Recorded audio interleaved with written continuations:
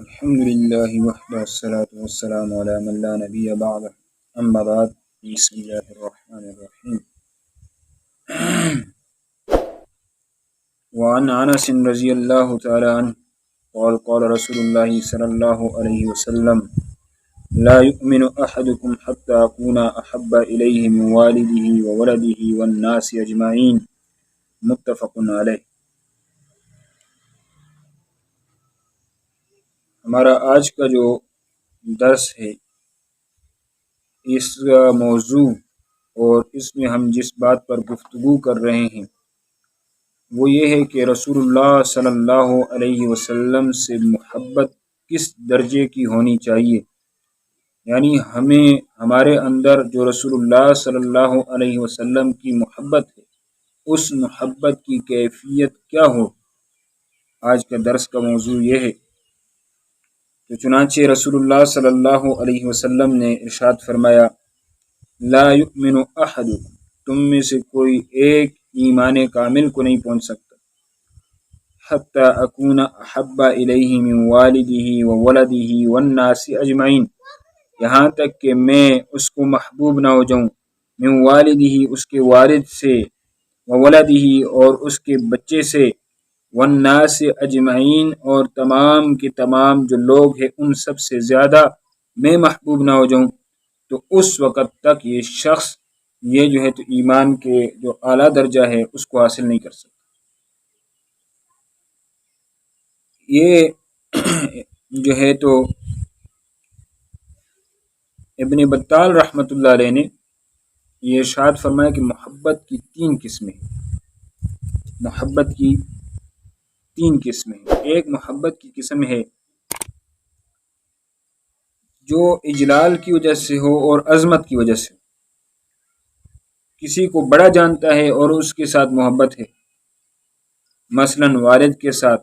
اس کی عظمت کی وجہ سے، اس کی جلال کی وجہ سے۔ محبت عذرائے شفقت ہو، چھوٹوں سے محبت، یہ عذرائے شفقت ہوتی ہے، چھوٹوں پر میرا وہ کرتا ہے، رحم کرتا ہے، ان کو کچھ نہیں کہتا، ان سے درگزر کرتا ہے، تو یہ عذرائے شفقت ہے۔ اور ایک محبت لذت ہے جو ہم عمر لوگوں کے اندر ہوتی ہے، جو اپنے ساتھی ہوتے ہیں ان کے اندر ہوتی ہے، میاں بیوی کے آپس میں ہوتی ہے، تو اس محبت کو بولا جاتا ہے محبت لذت۔ یہ 3 قسم کی جو ہے تو محبت ہے جو دنیا میں کی جاتی ہے۔ رسول اللہ صلی اللہ علیہ وسلم نے ارشاد فرمایا حتی اکون احب الیہ من والدہ، یعنی محبت اجلال اور عظمت جو ہے اس سے بھی زیادہ محبت، وولدہ شفقت جس کے ساتھ ہے اس سے بھی زیادہ محبت، اور اس والناس اجمعین جن کے ساتھ محبت لذت ہے ان سے بھی زیادہ محبت، یعنی تینوں قسموں کی جو محبت دنیا میں کی جاتی ہے ان 3 قسموں سے بھی زیادہ محبت جو ہے تو تمہیں مجھ سے ہونی چاہیے، اس وقت تم مومن ہو، اس وقت تم مومن ہو۔ یہ 3 قسم۔ اب سوال یہ ہے کہ دیکھیں انسان دل کے ہاتھوں مجبور ہے، تو پھر تو اس صورت میں بہت سارے لوگ جو ہیں وہ تو نکل جائیں گے، وہ تو مومن نہیں رہیں گے۔ تو اس کا جواب یہ دیا کہ بھئی 2 قسم کی محبتیں ہیں، محبت کی پھر 2 قسمیں ہیں۔ ایک محبت طبعی ہے، ایک محبت عقلی ہے۔ محبت طبعی یہ ہے کہ انسان کی طبیعت میں کسی سے زیادہ محبت ہو، باپ کو اپنے 2 بیٹوں میں سے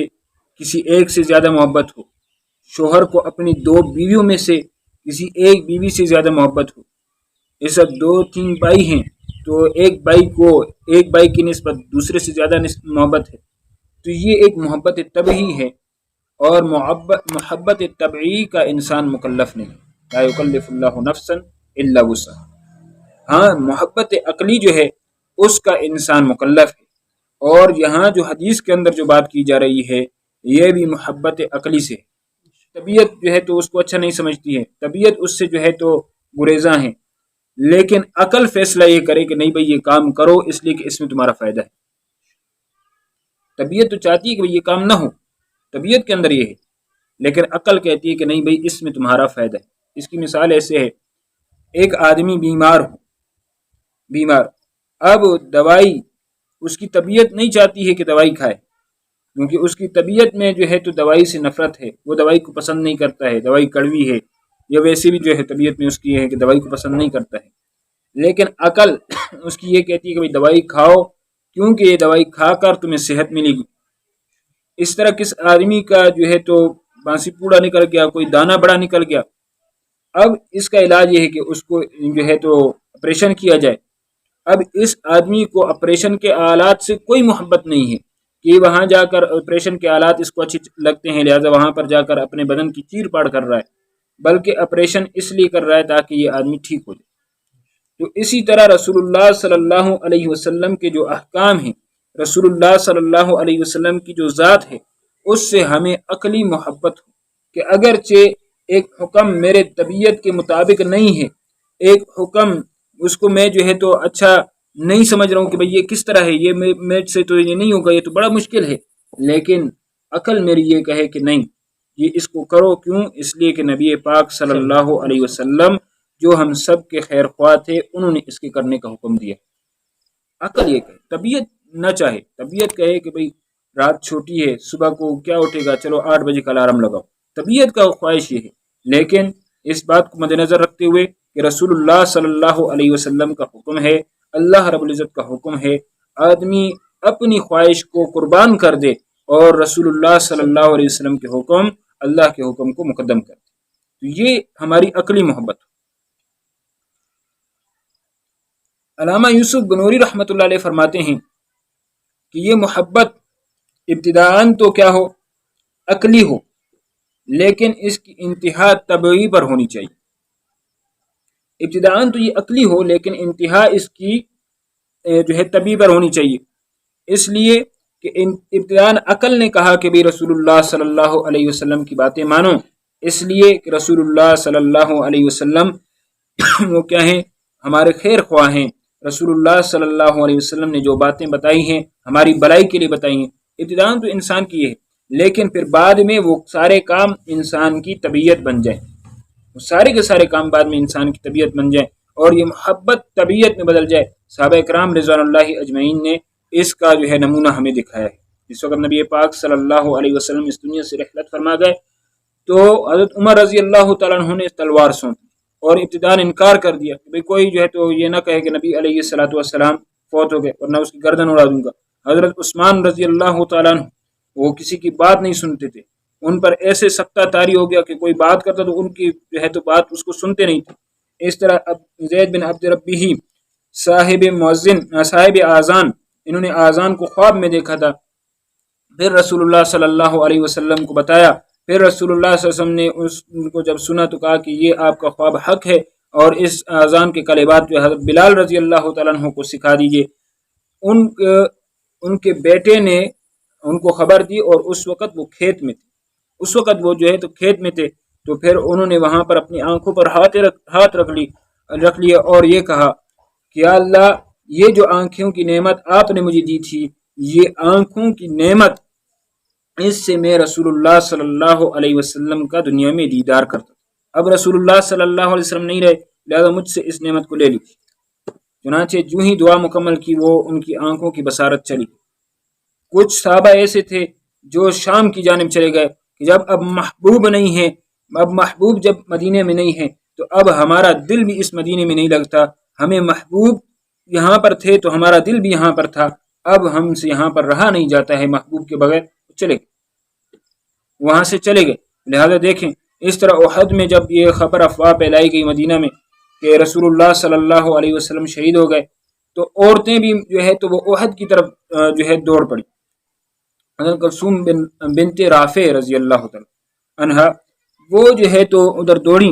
اور راستے میں ان کو کسی نے بتایا کہ بھئی آپ کا شوہر جو ہے تو وہ شہید ہو چکا ہے۔ ان کا شوہر کی بات چھوڑو، مجھے بتاؤ رسول اللہ صلی اللہ علیہ وسلم کی کیا خبر ہے،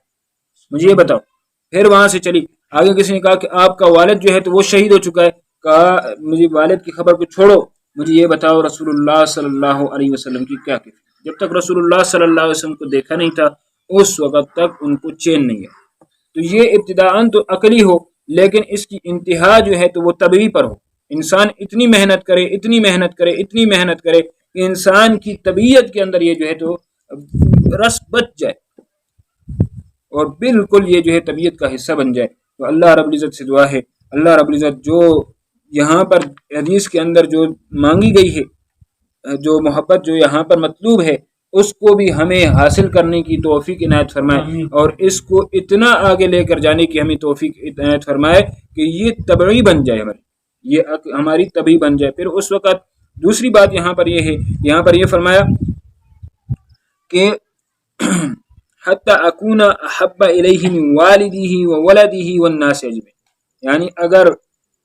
میرا حکم آ جائے اور آگے سے تمہارے والد کا حکم آ جائے، میرا حکم آ جائے اور آگے سے تمہارے بیٹے کی ضد آ جائے،